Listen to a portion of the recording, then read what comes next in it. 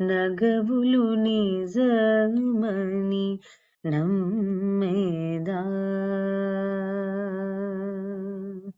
నగవులు నిజమని నమ్మేదా నగవులు నిజమని నమ్మేదా ఒగి ఒగి ఆశలు వద్దనవే నగవులు నిజమని నమ్మేదా ఒగి ఒగి ఆశలు వద్దనవే నగవులు నిజమని నమ్మేదా ఒగి ఒగి ఆశలు వద్దనవే నగవులు నిజమని నమ్మేదా తొల్లిటి కల్బము దొంతలనుండగా దొల్లిటి కల్మము దొంతలనుండగా చల్లబోయిక చేసేదా తొల్లిటి కల్మము దోతలనుండగా చల్లబోయిక చేసేదా ఎల్లలోకములు ఏలేటి దేవుడా ఎల్లలోకములు ఏలేటి దేవుడా ఒల్లనుల్లనిక వద్దనవే నగవులు నిజమని నమ్మేదా ఒగి ఒగి ఆశలు వద్దనవే నగవులు నిజమని నమ్మేదా పోయిన జన్మము పొరుగులనుండగా పోయిన జన్మము పొరుగులనుండగా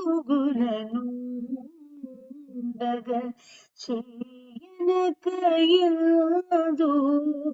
జలగేదా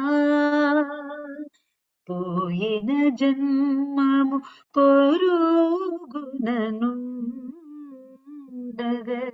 చేయనకయందు జలగేదా వేయినామముల వెలుడ మాయలు వేయినామముల వెలుడ మాయలు ఓయయ్యక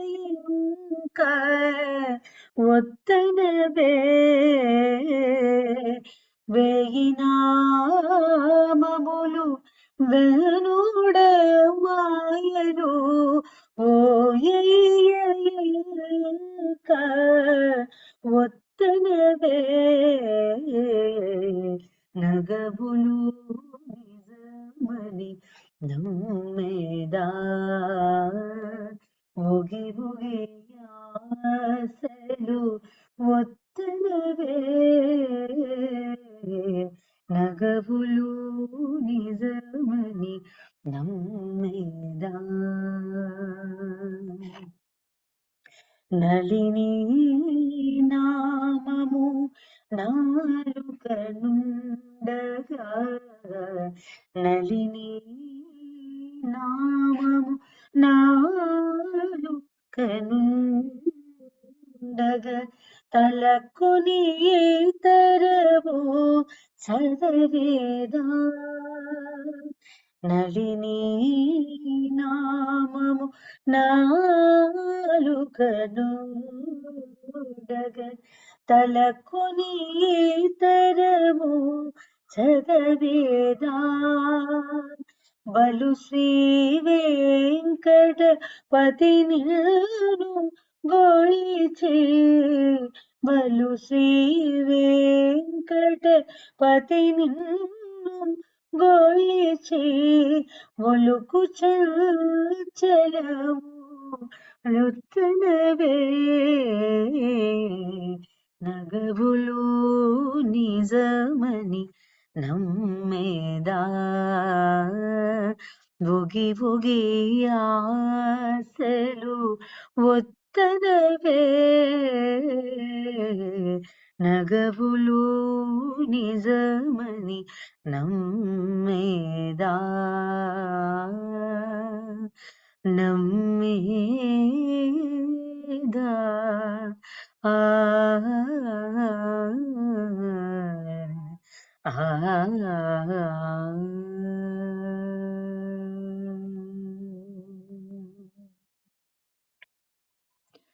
Please continue your meditation, dear friends.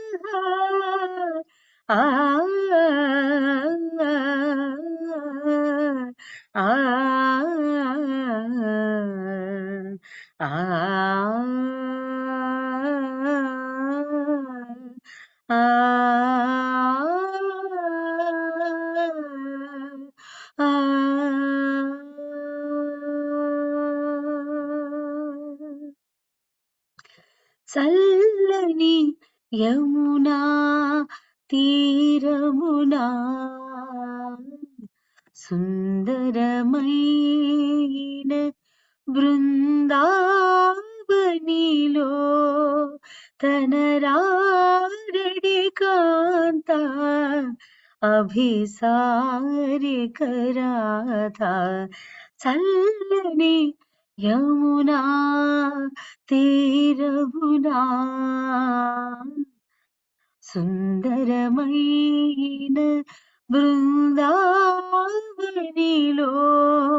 తన రారడి కాంత అభిసారికరాధ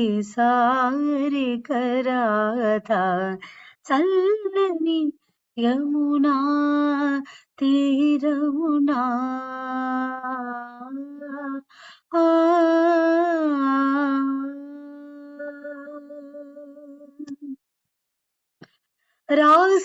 రాసవిహారుని శృంగారలీలలు మదిలో మరి మరి తలపుకురాగ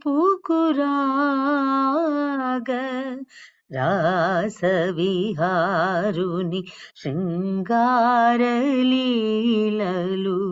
మదిలో మరి మరి తలపుకురాగ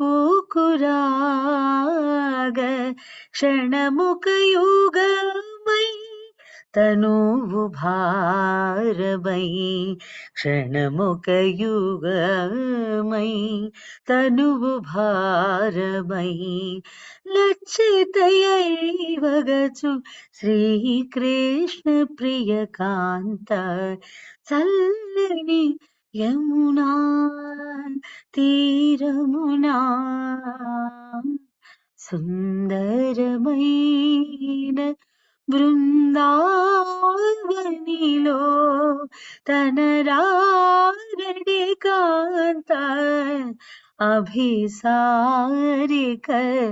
రాధ చల్లని యమునా ఆ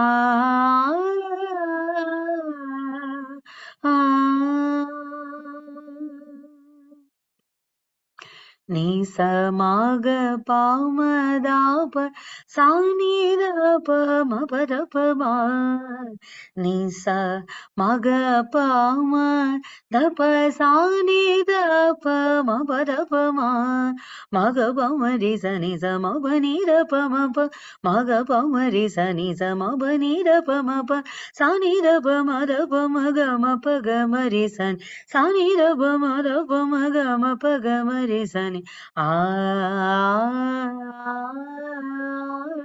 ఆ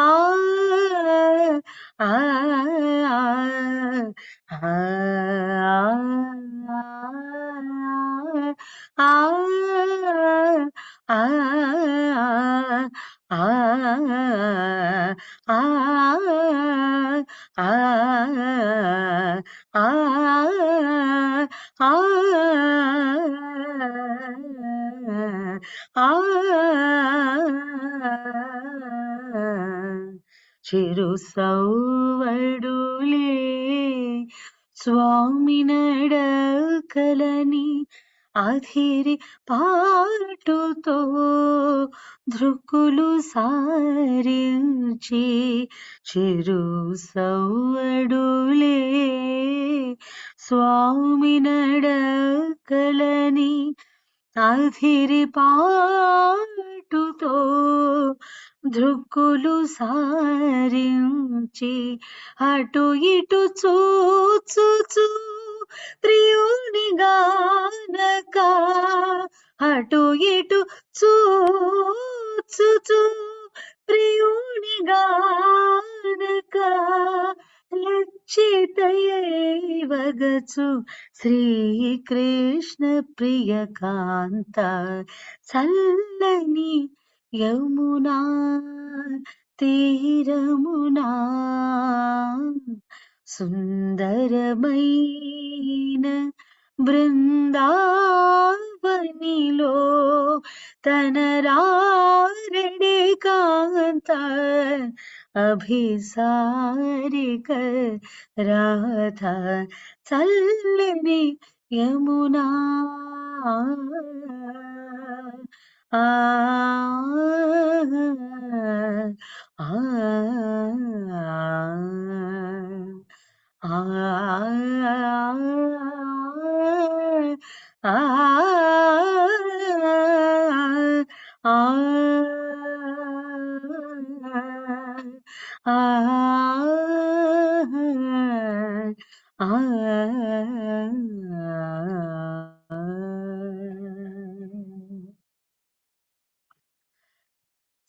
सरस्वती महाभागे विद्ये कमललोचनी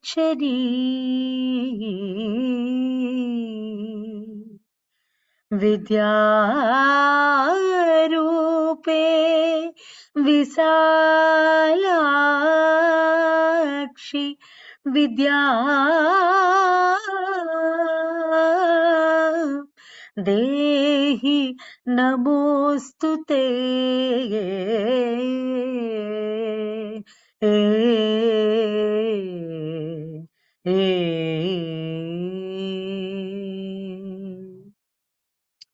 नमस्ते शारदा देवी काश्मीर पुरवासिनी त्वामहं प्रार्थये नित्यं विद्यादानं च देहि मे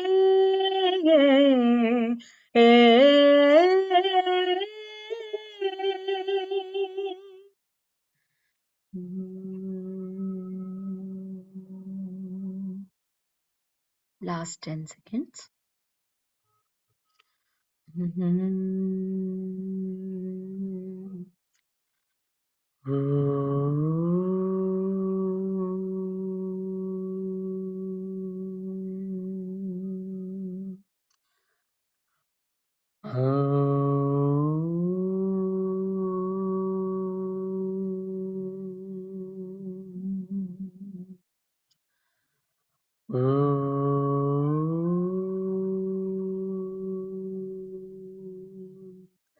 शांति शांति शांति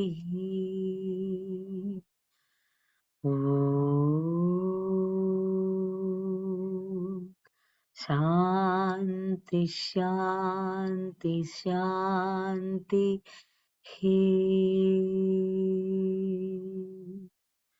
ओम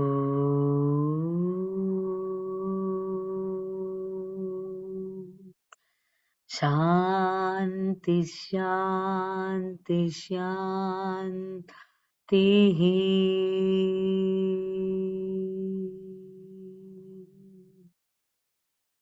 थैंक यू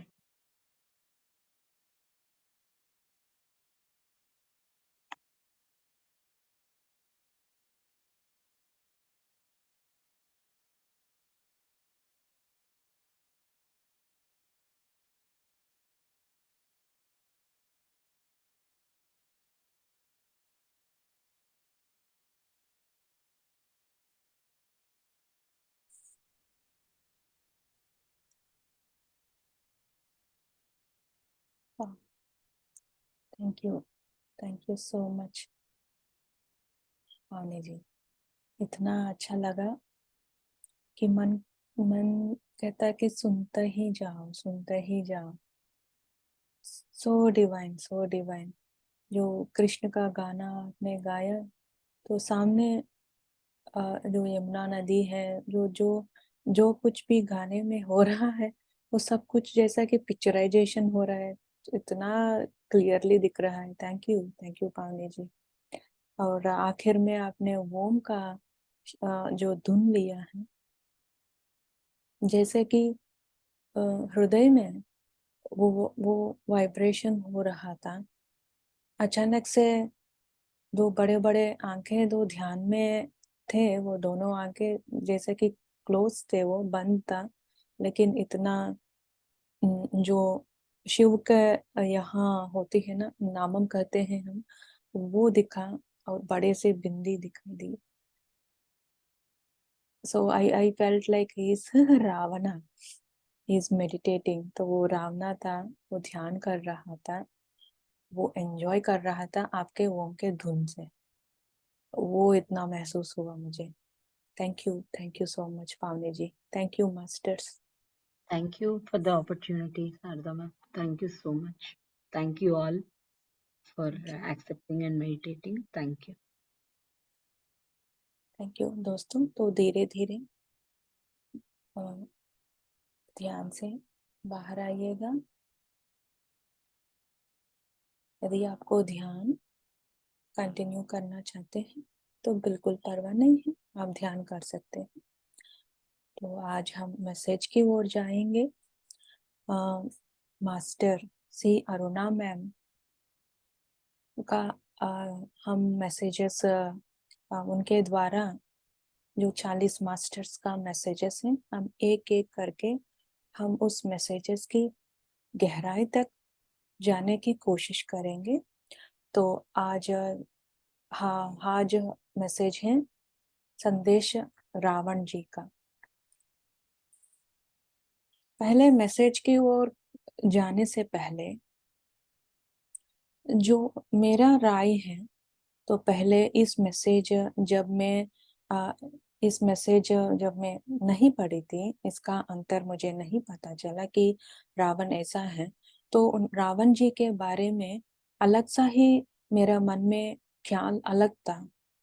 ये बिल्कुल बुरा है रावण, जो होना नहीं चाहिए, एक विलन की तरह मैं देखती थी रावण जी को। लेकिन जब अरुणा मैम के मैसेज जो रावण जी ने दिया है खुद, उस मैसेज पढ़ने से इतना इज्जत में देने लगी, इतना इज्जत आई रावण जी के ऊपर कि मैं कह नहीं सकती कि उन्होंने कैसा अपना सोल प्लान है, अपना जीवन अपना इंकारनेशन जो जन्म लिया है एक रावण, एक राक्षस के रूप में, तो उनके मन में क्यों लिया है, उसका सोल पर्पस क्या है, ये सब जानने के बाद उनके ऊपर बड़ी इज्जत आई है मुझे। I respected master Ravana, he is a great master. तो इतना कि राम से, श्री राम से कम नहीं है रावण, मास्टर रावण। तो आज जो रावण जी का इनकारनेशन क्यों हुआ है, जन्म क्यों हुआ है, जब हम अनटोल्ड स्टोरी ऑफ सीता, जो सीतायान का बुक है, पुस्तक में सीता माता ने इसके ऊपर कुछ बातें बताई हैं कि महाविष्णु और लक्ष्मी माँ के स्थल तल पर, उनके रिलम में दो दो योग हैं, दो मास्टर्स रहते हैं, द्वारपालक हम कहते हैं, जय विजय। तो उन्होंने घमंड को उनको समझने के लिए और घमंड को निकालने के लिए, उनके जो घमंड आए हैं उसको निकालने के लिए उन्होंने जो तीन इनकारनेशंस, तीन जन्म लेना पड़ा।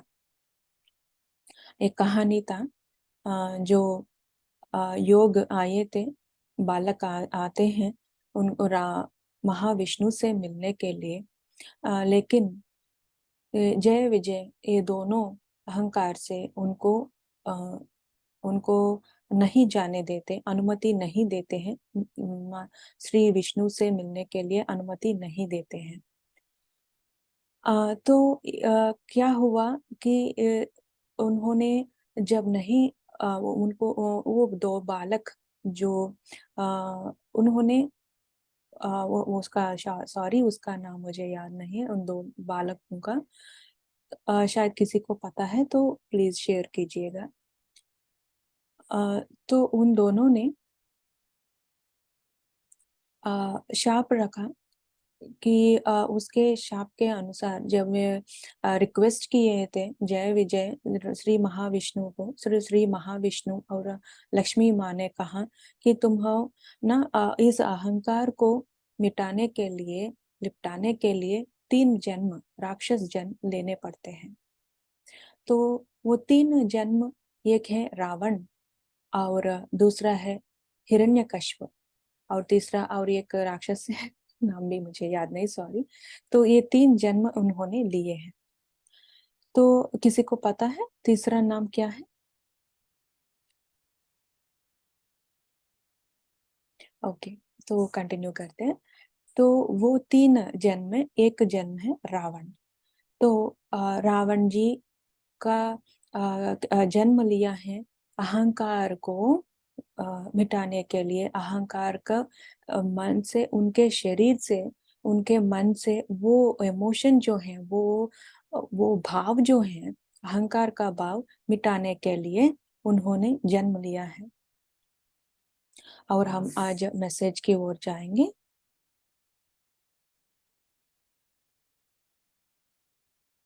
तो रावण जी ने कहा कि उन्होंने किस लिए जन्म लेना पड़ा था उनको। तो उन्होंने इस तरह का जन्म लेने के लिए हिम्मत चाहिए, और दूसरों को दिखाने के लिए कि मेरा जैसा मत बनो। ये कहते हैं रावण जी, मेरा जैसा मत बनो। इस तरह कहने के लिए वो कितना डाउन टू अर्थ है, कितना हम्बल है, कि दूसरों को एक एग्जाम्पल दे रहे हैं कि मेरा जैसा मत बनो। क्यों? और एक पॉइंट कहा, तो पहला रावण जी ने कहा था कि उन्होंने एक मिनट, तो उन्होंने कहा कि कोई भी उनकी तरह बन सकता है। 10 महीनों में अगर हम ध्यान करें, कोई भी उनकी तरह बन सकता है। उनकी तरह का मतलब क्या है? कि उनकी तरह शक्ति हम पा सकते हैं ध्यान के माध्यम से। ध्यान के द्वारा हम खुद 10 महीनों में शक्ति, हमको जो ज्ञान है वो प्राप्त कर सकते हैं। लेकिन क्या उन्होंने ये भी कहा कि उन्हीं तरह कई मास्टर्स ध्यानी थे उस समय में, जब रावण जी ध्यान कर रहे हैं, ज्ञान के उस जर्नी में है, उसी समय में कई मास्टर्स उनकी तरह हैं, उनकी तरह ध्यान कर रहे थे। लेकिन क्या हुआ था? तो पहला ये मास्टर ने कहा कि ज्ञान हर एक प्राप्त कर सकता है, ध्यान से हम ज्ञान प्राप्त कर सकते हैं, लेकिन ध्यान सिर्फ ध्यान के लिए ही करना चाहिए, कुछ दिखावट के लिए ही नहीं। तो रावण जी ये कहते हैं कि उन्होंने कई वरदान लिए हैं शिव जी से वरदान लिए हैं, बून्स तो लिए हैं। और आत्मलिंग भी उन्होंने देखा है, आत्मलिंग की बाहर आने की इतना शक्ति उनको ध्यान से मिला है। लेकिन जो हम ज्ञान प्राप्त करते हैं, उस ज्ञान से कोई दिखावट नहीं चाहिए। जैसे रावण जी के 10 सिर उनके अवेयरनेस के, उनके चेतना से उनके सिंबल्स थे वो। लेकिन रावण जी ने दिखावट के लिए उस 10 सिर को बाहर, उस 10 सिर को एग्जिबिट किया है, उस 10 सिर को सबको दिखा देने लगा है रावण जी। तो उसके बारे में तो ये है कि हम कुछ यहाँ नाम या शाम के लिए नहीं आए हैं, हम सिर्फ ज्ञान प्राप्त करने के लिए यहाँ आए हैं, इस जन्म लिए हैं। जैसे रावण जी खुद अपना सोल प्लान लिखा है, उसी तरह हम भी एक कारण के लिए जन्म लेते हैं। एक कारण, महाअवतार बाबा जी ये कहते हैं, एक कारण काफी है तुमको जन्म लेने के लिए। और रावण जी का जन्म लेने का कारण क्या है? उनका अहंकार पर उनको वर्क करने का। तो इतना अहंकार आया, इतना अहंकार उनको लेना पड़ा, इतना अहंकार कि पहले ध्यान से जब मुझे ये महसूस हुआ, जब हम एक सोल पर्पस को एक कारण से जन्म लेते हैं, तो वो हमारे जीवन में अधिकता हम फेस करते ही जाते हैं। उनको कई इंसिडेंट्स हुआ है, उनका अहंकार को तोड़ने के लिए उनका जन्म में कई इंसिडेंट्स आए हैं, कई संदर्भ आए थे। लेकिन नहीं, रावण जी ने उसको यूटिलाइज, उसको यूज नहीं किया, इस्तेमाल नहीं किया। उनको अंदर तक जागृत, उनको अंदर तक जाने नहीं दिया था रावण जी ने। उनका ध्यान किसके लिए किया है? वो ध्यान सिर्फ उन बून को, मैं उन शिव जी से वर मांगने के लिए कि सबसे सबसे शक्तिमान इस पृथ्वी पर ही नहीं, सारे लोक के सारे लोक में मुझे ही महान होना चाहिए, मेरा नाम ही रोशन होना चाहिए। इस तरह एक कारण रखकर उन्होंने ध्यान किया और वरदान प्राप्त किया है शिव जी से। ये सब क्या है? अब जब हम ये डॉट्स हम कनेक्ट करते हैं तो ये सब है अहंकार के लेसन्स हैं ये। जब हम एक सोल पर्पस से आते हैं तो वो सोल पर्पस हमको सामना आता ही रहता है बचपन से रावण ऐसे थे, तो आता ही रहता है, आता ही रहता है। लेकिन जब हम ज्ञान प्राप्त करते हैं, जब हम खुद के अंदर आत्मा की तरफ जाते हैं, तब हमको पता चलता है कि ये मुझे बार बार रिपीट क्यों हो रहा है, बार बार क्यों मुझे आ रहा है। तब रावण जी के अहंकार से देखिएगा कि हम पिछले सेशन में जगत गुरु आदि शंकरा जी का मैसेज हमने लिया है, जहां जगत गुरु ने बताया है कि मूल्य के बारे में बताया कि सोसाइटी में इस को जन्म, जब यूनिवर्स ही नहीं, इस पृथ्वी में जब हम एक सोसाइटी से रहते हैं, उस सोसाइटी का वैल्यू रखने चाहिए, उसका मूल्य कुछ होते हैं, उसको मूल्य का हम मानना चाहिए कि उनका अंतर क्या है।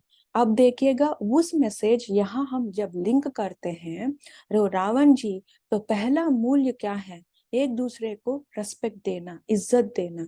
लेकिन रावण जी एक दूसरे को, उन्होंने किसी और को भी रेस्पेक्ट नहीं दिया है, किसी और को भी उन्होंने नहीं माना, और बल्कि एक स्त्री को कमजोर समझा, एक स्त्री को कमजोर समझा। इसीलिए उनका जो पावर है, उनका जो स्ट्रेंथ है, वो सब उस स्त्री पर काबू पाने के लिए, उन पर काबू पाने के लिए सब कुछ उनका पावर्स देखिएगा कि कैसे उन्होंने किया है। सब कुछ हासिल करने में ही उनका पावर्स, उनका जो शक्ति है, ध्यान से पाए हैं, वो ज्ञान है, उसको उस पावर्स को डोमिनेट की तरह, कैसे कि किसी कमजोर पर उनको यूज किया है। और यही कमजोर, यही अहंकार से सीता माता को भी उन्होंने उठाकर लेकर आए लंका में। तो उन्होंने किसी को भी इज्जत नहीं दिया है, वैल्यूज नहीं रखा है, इसीलिए लंका कहाँ तक पहुंची है? लंका विनाश हो गई है। तो जब एक राजा किसी वैल्यूज के बारे में, इसी एक मूल्य नहीं रखते हैं, तो प्रजा को क्या रखनी चाहिए? तो प्रजा क्या सीखते हैं? जब राजा ही ऐसा हो, जब हम किसी और को इज्जत नहीं देंगे, अहंकार से रहेंगे, तो प्रजा का हाल कैसा होता है?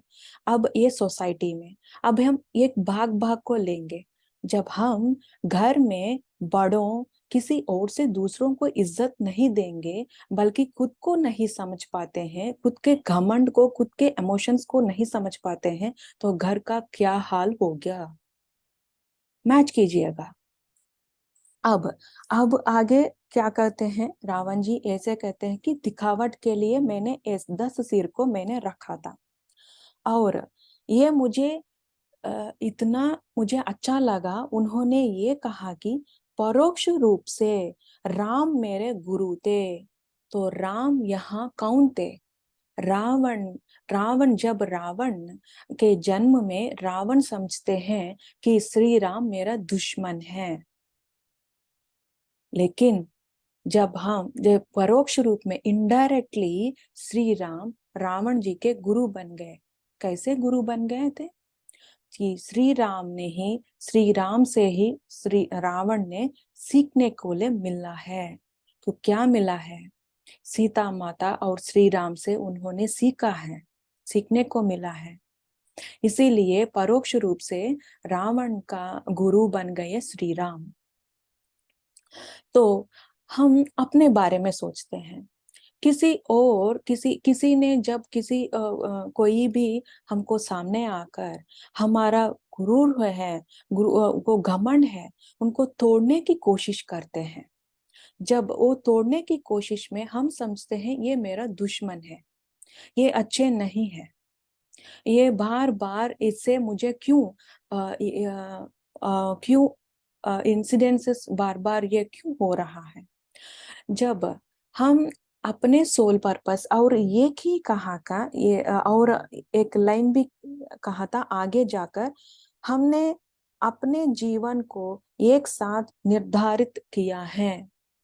तो एक साथ निर्धारित किया है हमने, जो कौन है, श्री राम और रावण एक साथ निर्धारित किया है कि इस तरह का जन्म लेना पड़ेगा और इस तरह का सीख मुझे मिलना चाहिए।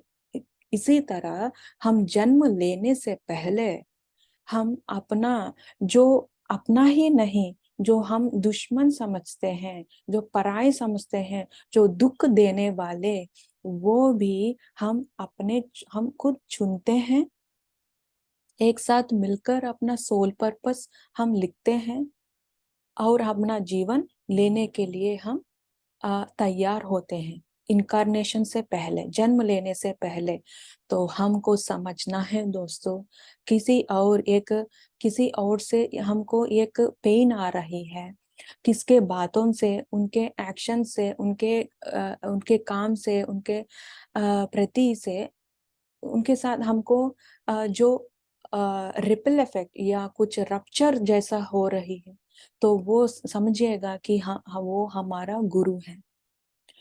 जो गुरु श्री राम के, जब रावण के जन्म में रावण को दिखाई नहीं दिया कि श्री राम उनके गुरु थे, जब उन्होंने बॉडी वेकेट किया तब सब कुछ समझ में आया श्री रावण जी को कि राम कौन है, किस लिए उनको जन्म लेना पड़ा।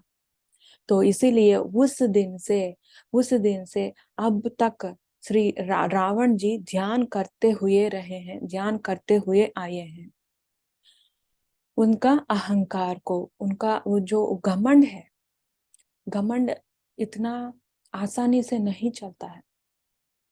हम मानते हैं कि हम सब पहले कुछ समय यह था कि मुझे घमंड नहीं है, इस तरह का एनर्जीज में मैं नहीं रखती हूँ और मुझे कोई भी गर्व नहीं है मेरे ऊपर या किसी के ऊपर। लेकिन एक बीज की तरह होती है घमंड। जब तक हम इस शरीर में रहते हैं तो घमंड होगा। तो महाअवतार बाबा जी ये कहते हैं कि घमंड से तुम छुटकारा नहीं पा सकते हो, लेकिन वो भी होगा। वो एक इमोशन है, वो एक भावना है। घमंड भी एक भावना है, जैसा कि मधुर या जो सुख दुख ये सब होते हैं, ये भी एक भावना है। लेकिन तो महाअवतार बाबा जी ने कहा एक एक बीज की तरह होती है, एक बीज की तरह होती है घमंड। हमारे अंदर सबके अंदर होता है घमंड, लेकिन उस बीज को तुम पानी मत डालना, तुम पानी मत डालना। पता नहीं चलता है कि वो बीज कब ऊपर आएगी, कब एक वृक्ष बनेगी, तुमको पता नहीं चलता। जब वृक्ष के आते ही हमारा घमंड को वो दूर करने के लिए, उसको तोड़ने के लिए ज्यादातर हमको कुछ इतना लेसन लेना पड़ता है दूसरों से कि हम खुद दुख बन जाते हैं, दुखी से रहते हैं उस घमंड के लिए। तो तो तो ये था कि हम दूसरों को समझना चाहिए कि ये मुझे सिखाने के लिए आए हैं। तो हम पत्री सर कहते हैं हर एक जीव में, हर एक प्राणी में एक गुरु होता है। जब दूसरों से, सिर्फ पत्रिसार से नहीं, सारे मास्टर से हमको सीखना पड़ेगा। इस 40 मास्टर से ही नहीं, बल्कि घर वालों भी, जो भी पत्नी हो, पति हो, बच्चे हो या सास हो, ससुर हो, माँ हो, पिता हो, जो भी हो, जब हम एक वो कह रहे हैं तो हमको पहले सुनना होगा। वो लेना या ना लेना दूसरी बात, वो सेकेंडरी है। पहले सुन लीजिएगा। ओके, सुनने का मतलब क्या है? लिसन और हियरिंग। दोनों का बीच में अंतर है, बड़ी अंतर होती है। हियर और लिसनिंग, सुनना और गहरी मन से सुनना अलग होती है। तो बाबा जी इसका डिफरेंसेस किया है कि सुनने में हियर, जब हम हियर करते हैं तो यहाँ कुछ सोच विचार चलते हैं, कमेंट्स चलते हैं, जजमेंट होती है। बट लिसनिंग में, लिसनिंग का मतलब जब मन से सुनते हैं, यहाँ खाली होती है। बिल्कुल उसको स्वीकार करते हैं या नहीं करते हैं वो दूसरी बात है, लेकिन हम सुनते हैं। इसी तरह पत्री सर ने कहा कि हर एक से सुनना चाहिए। तो रावण जी भी यही कहते हैं, श्री राम उनके इनडायरेक्टली, परोक्ष रूप से गुरु है। तो हमको भी गुरु आते जाते हैं हमारे जीवन में। और आखिर में ये कह रहे हैं कि उनको, उनके साथ, तो मेरा गुरु श्री राम मुझे मारने के लिए जैसा कठोर कदम क्यों उठाना पड़ा। तो यूनिवर्स हमको मौका देती ही रहती है, देती ही रहती है। लेकिन यहाँ राम ने उस कदम उठाने के लिए उन्होंने कई बार सोचा, कई बार मौका दिया है रावण को। और सीता माता भी युद्ध के पहले क्या किया है, रावण जी के जो दिमाग में जाकर, उनके अंदर जाकर सीता माता उनके असली तत्व को, रावण के असली तत्व को जागृत करने के लिए, उनको दिखाने के लिए कोशिश भी किया है। जो हम सीता यान में हम पढ़ते हैं ना, तो कोशिश भी किया है, लेकिन मानना नहीं। तो जो होना था, जो हो गया था। तो श्री राम वो कदम उठाना ही पड़ा था। लेकिन वो कदम रावण जी को मुक्त किया है, उस जन्म से रावण जी को मुक्त किया है श्री राम जी का वो कदम। तो आगे जाकर अंतिम में कहते हैं कि 3 विषय इनसे सीखने के लिए रावण जी कहते हैं कि आत्मा महत्व, आत्म महत्व आध्यात्मिकता की प्रगति के लिए सबसे बड़ी बात है। तो ये कहते हैं कि self importance is the greatest impediment spiritual progress. तो पहला वो है हमारा जो हमके ऊपर जो सेल्फ इम्पोर्टेंस है, हमको आत्म महत्व, हमारा आत्मा का महत्व जो है वो जानने के लिए हमको वो जानना है। हमारा आत्मा का, हमारा जन्म किस लिए लिया है वो जानना है। वो है असली आध्यात्मिकता। आध्यात्मिकता की ओर हम बढ़ाते हैं, कदम उठाते हैं। वो पहला स्टेप था हमारे। तो लर्निंग, सेल्फ लर्न, रमणा महर्षि भी यही कहते हैं, नो योर सेल्फ, तुम कौन हो। ये कहते हैं कि हमको कौन है हमको जानना जरूरी है। और दूसरा ये कहते हैं क्लैरिटी, क्लैरिटी रहना जरूरी है। आज्ञा, अर्ध ज्ञान, जो अर्ध ज्ञान होता है, हाफ नॉलेज हम कहते हैं, वो हमको वो क्या होता है कि शासन करने वाला होता है, अपने आत्मा महत्व पर शासन करने वाला होता है। जो क्लैरिटी नहीं मिलती है तो हाफ नॉलेज रहती है, अर्ध ज्ञान जो है वो हमको हमारे हम अपने ऊपर ही दबाव डाल रहे हैं, हमें अपने ऊपर ही हमारा ग्रोथ जो है, प्रोग्रेस जो है वो हम रुक रहे हैं। I mean we are stopping our own growth. तो अर्ध ज्ञान नहीं चाहिए। जो हमको समझ में आता है उनका रूट कॉज तक, उनका एंड से एंड तक हमें जानना जरूरी है, हर एक बात जानना जरूरी है। और तीसरा है आत्म महत्व और अर्ध ज्ञान से सावधान रहिएगा। उन्होंने ये भी हमको वार्न किया कर रहे हैं मास्टर रावणा कि सेल्फ इम्पोर्टेंस एंड क्लैरिटी, जो सेल्फ अपने ऊपर, जो हम अपने ऊपर का इज्जत रखते हैं, हम अपने सेल्फ इम्पोर्टेंस देते हैं, और उसको और अर्ध ज्ञान दोनों को, दोनों से सावधान रहना है। यहाँ सेल्फ इम्पोर्टेंस का मतलब क्या है कि सेल्फ इम्पोर्टेंस जब ज्यादा देते हैं तो रावण जैसा बन जाते हैं, अहंकार आ जाता है। वो बैलेंस रखनी चाहिए हमें। तो जितना तक मैंने समझा मैंने आपको शेयर किया है। और एक और है कि एक एक विषय आपको, एक एक्सपीरियंस आपको बतानी था। जब पावनी जी बीम सेशंस में, जर्मनी के बीम में इस 40 मास्टर्स का मैसेजेस चल रहा था, तब रावण जी का मैसेज था उस दिन रावण जी का से एक एक्सपीरियंस मुझे मिला था। जब पावनी जी इसी तरह गाना, अपने गाना से ध्यान करवा रहे हैं हम सब लोगों को, तब मुझे रावण जी दिखाई दिए थे। तो रावण जी के 2 मैसेजेस हमको मिले हैं।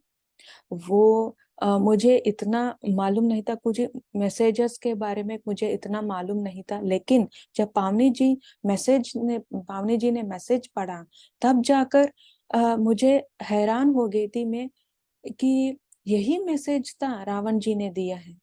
तो वो मैं आप सबको शेयर करना चाहती हूँ। ये बहुत ही इम्पोर्टेंट मैसेज था उस दिन। तो ये था, मुझे ऐसा लगा कि जब मैं ध्यान में थी, जब पोस्टर में जो रावण था, तो उसी रावण का इमेज मुझे दिखा दिया, इतना क्लियरली था कि रावण एक पत्थर पर, एक बड़ा पत्थर पर उन्होंने बैठे थे, और उनके बगले में, उनके पास मैं भी ध्यान में बैठी थी। जब मैं आंखें खोली, तब जाकर मुझे आमने उनके सामने सामने ही नहीं, बगले में रावण जी दिखाई दे थे। उनका चेहरा इतना डिवाइन था, इतना शांत था, और क्लियरली मुझे दिख रहा था कोई वो अपने ही अंदर वर्क कर रहा था, कि उनके भावना जो है, जो still he is working on his emotions. And मुझे ऐसा लगा कि बिल्कुल शांत से, इतना ज्ञान से वो चेहरा जो है एक डिवाइन जैसा लग रहा था, बिल्कुल डिवाइन मास्टर। और उस चेहरे से और श्री राम के चेहरे में कोई अंतर मुझे नहीं दिखाई दिया। तो उतना वो उतना प्लेजेंट था वो चेहरा रावण रावण जी ने।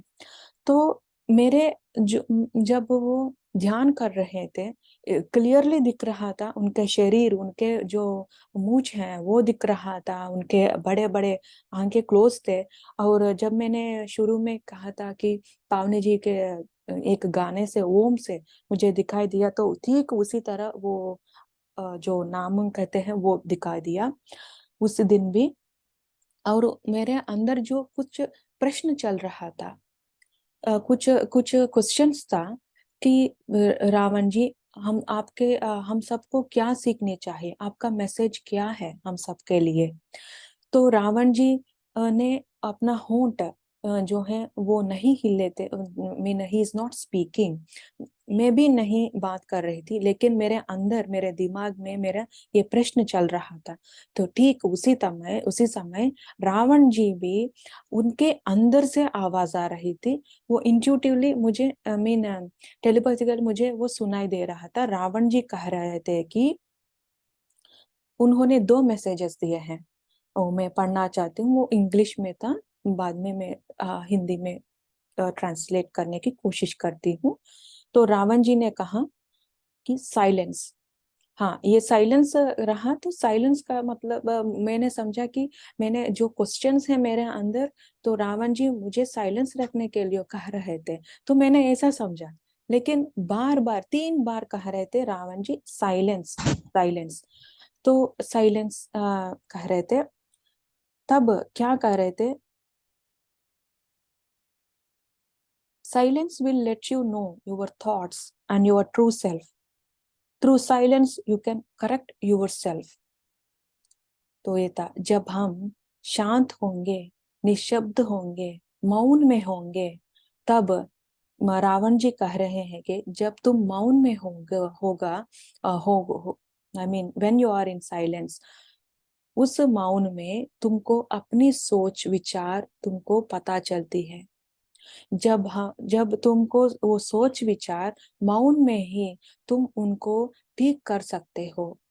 तो साइलेंस रखना जरूरी है, मौन रखना जरूरी है।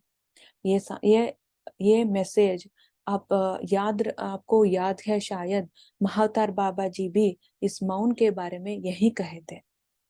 और दूसरा, रावण जी ने कहा, लव योर सेल्फ, खुद को प्यार करना सीखो। Loving yourself is not attachment to your body और to your nature. You should love your soul plan. By loving your soul plan, you neither feel anger on someone nor jealousy. There will be no scope of likes and dislikes. You will treat the person who gives you pain same as the person who gives you joy, no desires. ये दूसरा message था। Self love उन्होंने कहा कि तुमको अपने जो ऊपर प्यार करनी चाहिए। अपने ऊपर प्यार का मतलब है, मतलब ये सही है, सही मतलब ये है कि ना ये शरीर को प्यार करनी चाहिए, आई मीन ना ये शरीर के अटैचमेंट होनी चाहिए उस प्यार में, ना तुम्हारे स्वभाव भी तुमको अटैचड नहीं होने चाहिए। तो उन्होंने कहा कि तुम्हारा जो सोल प्लान है, तुम किस लिए, तुम किस कारण के लिए इस जन्म लिया है, उस सोल प्लान को प्यार करनी चाहिए। जब उस जो कारण है जन्म लेने का कारण जो तुम्होंने खुद लिखा है, उसको प्यार करो। जब तुम उसको प्यार करते हो तो जो तुमको एंगर, तुमको गुस्सा नहीं होगा, ना ही तुमको जेलसी, ईर्ष्या द्वेष जो है वो नहीं होगा। बल्कि तुम दोनों को, जो तुमको प्यार देते हैं तो तुमको नहीं प्यार देते हैं, जो तुमको एक मुश्किलें देते हैं, पेन देते हैं, या तुमको ये खुशी रखते हैं, वो दोनों एक ही नजर दिखता है तुमको, एक ही नजर से तुम देखने लगोगी जब तुम अपना सोल प्लान को प्यार करोगे। तो उन्होंने कहा कि टू नो डिजायर्स। तो रावण जी का डिजायर्स ज्यादा है ना, तो उनको चाहत बहुत है, तो वो चाहत जो है, वो डिजायर जो है वो नहीं होगा तुमके लिए, तुम्हारे लिए। तो ये दोनों मैसेजेस आए हैं। तो रावण जी के लिए सी अरुणा मैम के लिए धन्यवाद है, और पत्री सर को इस बुक को इस तरह हम सब की तरफ लाने के लिए पत्री सर को भी ग्रेटिट्यूड है। तो थैंक यू सो मच। अगर आपको कुछ शेयर करना चाहते हैं तो अनम्यूट कीजिएगा। आपको क्या समझ आई है, आपके रावण के बारे में आपके सोच क्या है, और इस मैसेज का जो अंतर है आपको समझ में, जितना भी समझ में आया है वो शेयर कीजिएगा, कि हम एक दूसरे से शेयर कर सकते हैं। आई मीन एक दूसरे से हम सीखते हैं, और जैसा कि हम भी कोई कम नहीं है इस 40 मास्टर से, हम में भी हम एक मास्टर हैं।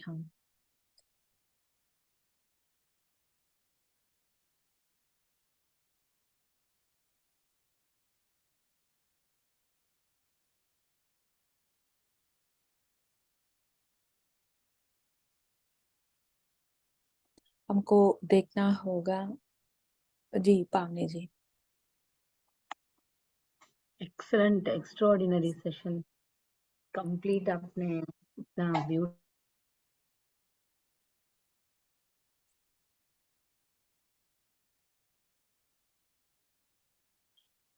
पावनी जी।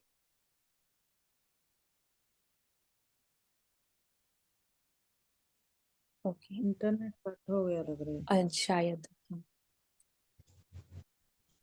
ओके। तो थैंक यू शारदा मैम, सच thank- में बहुत बढ़िया था। इतना एक्सप्लेनेशन, ये सब इतना क्लैरिटी आ गया, बहुत बढ़िया है। Thank you Lakshmi ji. Thank you अभी Sharda Ram, ma'am, thank you.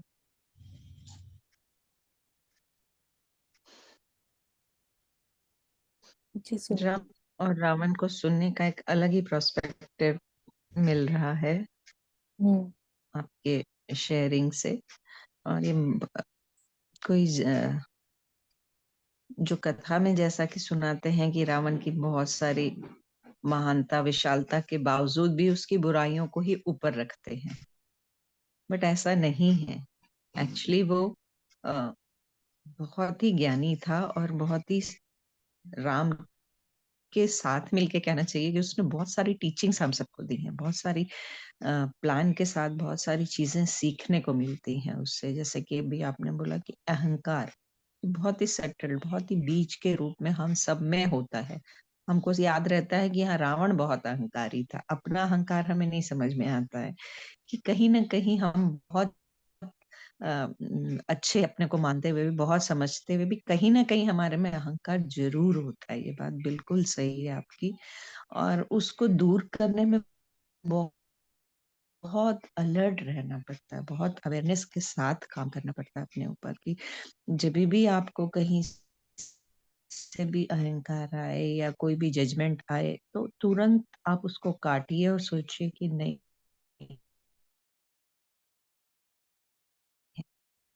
हमें चेंज, हम ध्यान करते हुए जाना है।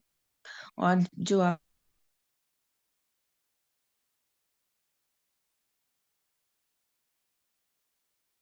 आज तो सबका इंटरनेट में इश्यूज हो रहा है। सब लोग बात करते करते है तो स्ट्रक ये हो जा रहा है। आपका आवाज भी? नहीं आ रही। हाँ, अभी बीच में कट गया सुनीता जी, वही बोल रहे हैं सबका इंटरनेट का। हाँ, इशू है, वो बारिश का मौसम है ना, यहाँ बहुत पानी वानी बरस रहा है, तो थोड़ा वेदर भी खराब चल रहा है। तो वो भी मुझे बहुत अच्छा लगा कि हेयरिंग और लिसनिंग का जो फर्क आपने बताया, वो बहुत ही प्यारा है कि मतलब जब हम जजमेंटल हो जाते हैं तो वो मतलब हम हियरिंग कर रहे होते हैं, उस समय हम उस पे माइंड से सोचने लगते हैं और अपने अपने हिसाब से उस चीजों को प्रिडिक्ट करने लगते हैं। बट जब हम लिसनिंग कर रहे होते हैं तो हम किसी भी ज्ञान को या किसी भी बात को मन से सुन रहे होते हैं और तब विवेचन करके तब हम किसी निर्णय पे पहुंचते हैं कि वो क्या है क्या नहीं है। तो ये डिफरेंस मुझे बहुत अच्छा लगा आपने जो बताया। सो थैंक यू सो मच। आपका ज्ञान हमेशा ही बहुत अच्छा होता है हम सबके लिए। Thank you thank Sunita ji, you thank you Sharda so ji, much. Thank you so much. हमारा ज्ञान कहिएगा, बिल्कुल। हमारा यस, हम तुम्हारा नहीं, सब हमारा। हम हमारा, सब। Yes, right. Thank you. तो छोटी छोटी सी चीजें होती हैं लेकिन जब कोई सामने से बताता है दूसरा तो जल्दी से समझ में आ जाती है उनका डिफरेंस, उनका जो स्वीकार की भावना होती है वो जल्दी से समझ में आ जाती है। जी और खुद पढ़ने के बाद बस एक बार पढ़ लिया, दो बार पढ़ लिया, उतना विवेचना करने का मतलब लगता है पढ़ तो लिया, हो गया, ठीक है, अच्छा तो है, बस। लेकिन हम उनके उसके ऊपर जल्दी से मनन नहीं करते हैं। लेकिन जब कोई सामने से बताता है तो उसमें बहुत सी नई नई चीजें निकल के आती हैं जो जी। कि सीखने को मिलती है। Thank you so thank you, much. Thank you so much. Thank you so much Sunita ji, thank you. हाँ पावनी जी। मुझे ये कहना है कि एक्सीलेंट सेशन है। फर्स्ट ऑफ ऑल बहुत ही अच्छा लगा, बहुत ही अच्छा लगा। एंड आपने जो रावणा जी से मैसेजेस लिया वो भी मुझे बहुत ही हार्ट टचिंग लगा। एंड वो कैसे अपने आप को इस पूरे सोल जर्नी के दौरान कैसे आपने उसको उनको सॉरी उनको एक डिवाइन जैसा, बिल्कुल श्री राम जी के डिविनिटी के जैसा आपने फील कर पाए। वो सब मुझे बहुत अच्छा लगा। कितना वर्क कर रहे हैं वो अपने आप पे, बट कितना उन्होंने हम सभी के लिए एक सोल प्लान लेके आए कि हम सब उनसे सीखें। ऐसा सोल प्लान जबरदस्त लेके आए कि उस युग से लेके अब तक उनका नाम लिया जाता है ईगो के लिए। Ego means Ravan. ऐसा उन्होंने ऐसा जबरदस्त सोल प्लान लेके आए हम सभी के लिए। तो वो यूनिवर्सल बन गए एक्चुअली। कभी ईगो में रहने से क्या होगा। तो आपने जो बोला, महाअवतार बाबा जी बोल रहे हैं कि हम सभी में ईगो होता है। Very true. क्योंकि हम जब तक इस अर्थ प्लेन में रहते हैं तो बार बार ये सारे चुनौतियां, ईगो हो या कुछ और भी हो, इमोशंस का, वो चलता रहता है। तो हर बार अवेयरनेस से बाहर आना पड़ता है। ऐसे मास्टर्स जो रावण जी हैं या मास्टर रामा हैं, इन सभी से हम सब सीखते हुए बाहर आते रहते हैं।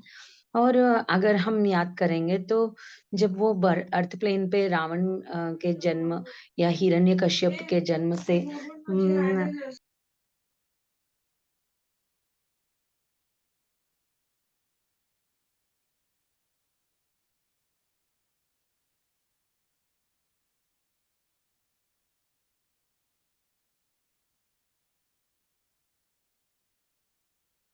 हाँ पावनी जी। ओके। हेलो हाँ हाँ या सुन रहे।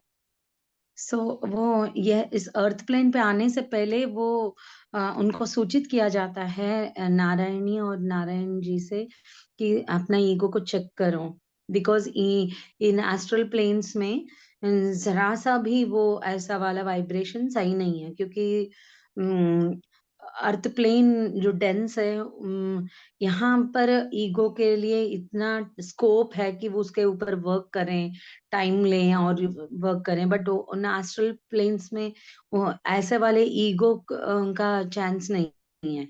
वहाँ ऐसा ऐसे वाइब्रेशन से वहां रह नहीं पाते, तो उनको तुरंत यहाँ अर्थ प्लेन वार्न किया, नहीं माने तो उनको भेजा गया है। पर वो भेजने के बाद भी वो इतना सिवियर सोल प्लान होता है कि बार बार उनको अपने जर्नी में आता ही रहा कैसे ईगो पे वर्क करना है। तो जो भी चुनौतियां उनके पास आ रहे हैं और डीपर लेवल में उनको वर्क करने के लिए चांसेस थे। हाँ, साइमल्टेनियसली मुझे लगता है कि वो एक जर्नी भी वो कर ही रहे होंगे। और अल्टीमेटली जब राम उनको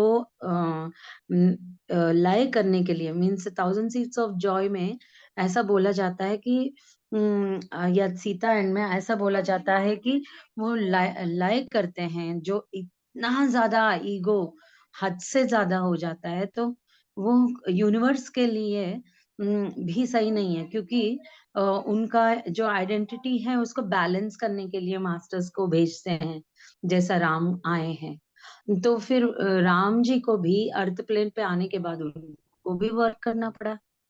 अगर उनका सोल प्लान रावण का वध है या लय करना है, तो उसके लिए भी उनको वर्क करना पड़ा अपने आप पे।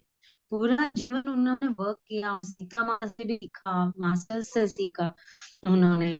और सीता माता तो यहाँ कर ही रहे थे, बिकॉज वो ऑलरेडी एक एनलाइटेंड सोल थे।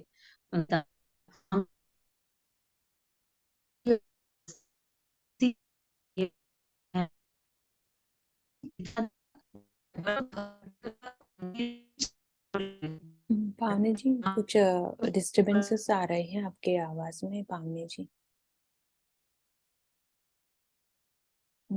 उसके बाद कुछ जो आपने बोला वो सुनाई नहीं दिया। ओके तो अगर इस बार कट हो जाता है तो हम आप कंटिन्यू कर लीजिए। जी यस, मैं कंटिन्यू करूं मैम? जी जी जी। सो उनको, राम जी को भी अपने इनर सेल्फ पे काम करने के बाद ही वो रावण जी को लय कर पाए। तो ये जो रावण जी का जो रिप्रेजेंटेशन है वो राम जी में भी है, तो इस वो उस टारगेट पे नहीं पहुंच पाए, उस उनके लक्ष्य तक नहीं पहुंच पाए। तो मुझे लगता है कि हम सबको भी जब ये जर्नी में है, अभी एक सोल जर्नी में है, तो हम जो लक्ष्य लेके आए हैं इस जन्म में, उस लक्ष्य तक पहुंचने के लिए ये अपना इनर में जो है वो उसके ऊपर वर्क करते हुए ही हम लक्ष्य पर लक्ष्य तक पहुंच पाते हैं। ये राम जी ने एस्टैब्लिश किया, ऐसा मुझे लग रहा है। तो ये मुझे कहने का मन हुआ। Wonderful And thank you so much for this. Thank you. Wonderful पावनी जी।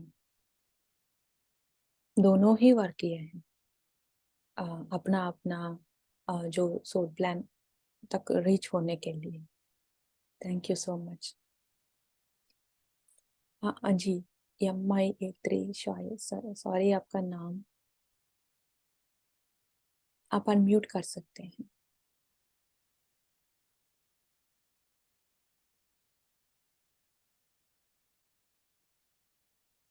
अनम्यूट करने के लिए आपको माइक में जाकर अनम्यूट, नहीं आपने अनम्यूट नहीं किया मैम, माइक में जाकर क्लिक कीजिएगा तब mic mute I mean unmute हो जाएगी।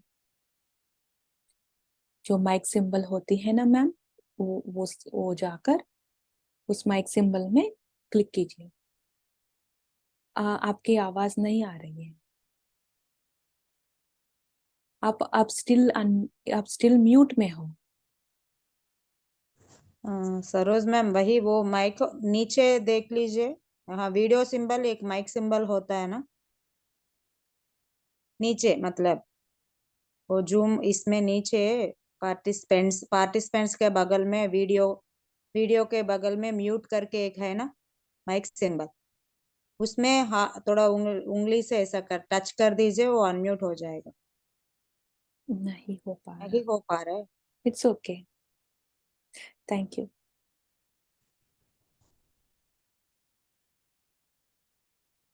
क्यों नहीं हो पा रहा है पता नहीं।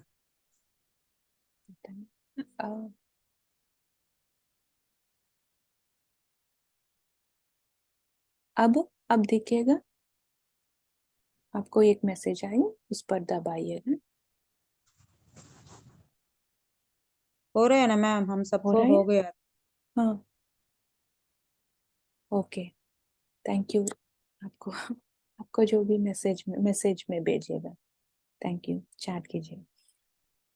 सो थैंक यू मास्टर्स, अगर कोई है तो अनम्यूट कीजिएगा, वरना हम फिर मिलेंगे एक और मास्टर के मैसेज के साथ। और ये सब मैसेजेस से हमको बार बार रिपीट करना होगा, ये सब मैसेजेस हमको याद रखनी होगी। और जो हमारे जो जीवन में जो हर दिन हमको उस मैसेजेस को याद रखना होगा और उसको ऊपर भी हमको वर्क करना पड़ेगा। उन्होंने अपने ऊपर वर्क करके हमको ये मैसेजेस दिया है। उस मैसेजेस के अनुसार, उस मैसेज को बेस करके, वो मैसेज जैसा एक फाउंडेशन मैसेजेस है की तरह, उसको लेकर हमको खुद के ऊपर वर्क करना है कि ये उनके अनुसार है मैसेजेस। तो हम उसको कैसे इस्तेमाल कर रहे हैं, कैसे यूज कर रहे हैं, कैसे वर्क कर रहे हैं हमारे ऊपर, और हमारे हमसे क्या मैसेजेस बाहर आ रहे हैं, क्या एनलाइटमेंट हो रही है, क्या संदेश हम दूसरों को दे सकते हैं। संदेश का मतलब है खुद का एक्सपीरियंस शेयर करना।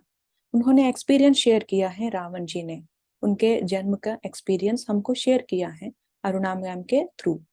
तो हम को उस मैसेजेस, आदिशंकरा जी का और रावण जी का मैसेजेस दोनों मिलकर हमने क्या सीखा है, इस 1 वीक को हमको वर्क करना पड़ेगा। जब दूसरा मैसेज हम शुरू करते हैं, उस मैसेज के बीच में इस 1 वीक हमको खुद उनके ऊपर खुद वर्क करना होगा। रावण जी ने क्या कहा और आदिशंकरा जी ने क्या कहा, और इसके लिए एक बुक रख सकते हैं आप। उस बुक में ये मैसेज कॉपी नहीं करनी चाहिए, इस मैसेज को पढ़िएगा। अगर हाँ, प्लीज ब्रिंग ये बुक जो है 40 मास्टर्स हिंदी में है और इंग्लिश में भी है और अदर लैंग्वेजेस शायद में भी है। आपको इंग्लिश या हिंदी दोनों में आपको क्या पसंद होती है, क्या आप पढ़ सकते हो, उस बुक को प्लीज खरीद लीजिएगा। ये हमको, it is the basis foundation of our enlightenment journey, of our journey, spiritual journey के लिए ये बेसिस है। तो इसको पढ़िएगा, आपको समझ में क्या आया है, हम अपने आपस में हमने क्या डिस्कस किया है, वो सब को एक बुक में आदिशंकरा जी, जगत गुरु आदिशंकरा जी, उस तरह का हेडिंग रखिएगा और उसको तब लिखिएगा कि आपको क्या समझ में आया है, इस मैसेज के दौरान आपको क्या समझ में आया है, लिखिएगा। और नेक्स्ट मैसेज है रावण जी, और रावण जी ने क्या मैसेज दिए हैं, क्या आपको समझ में आया है। जब हम लिखते हैं तो सुनते हैं तब यहाँ होगा, जब हम महसूस करते हैं, जब हम एक्सपीरियंस, खुद के एक्सपीरियंस वहां लिखते हैं, किसके किसके ऊपर हमने इस मैसेज के अनुसार दौरान हमने क्या किस तरह वर्क किया है खुद के ऊपर, तो हमारा एक्सपीरियंस क्या है, जब इस मास्टर के मैसेज के नीचे जब हम एक्सपीरियंस लिखते हैं तब जाकर वो हमारा संदेश होगा किसी और के लिए, तब जाकर हम नहीं भूल पाएंगे। वो एक्सपीरियंसेस जब सोल एक्सपीरियंसेस है हम नहीं भूल पाएंगे। तो इस तरह हम अपने ऊपर हम वर्क कर सकते हैं। Thank you so much. तो फिर मिलते हैं, तो एंड करें सेशन। तो नमस्ते, नमस्ते ऑल, थैंक यू, नमस्ते। Thank you ma'am, thank you.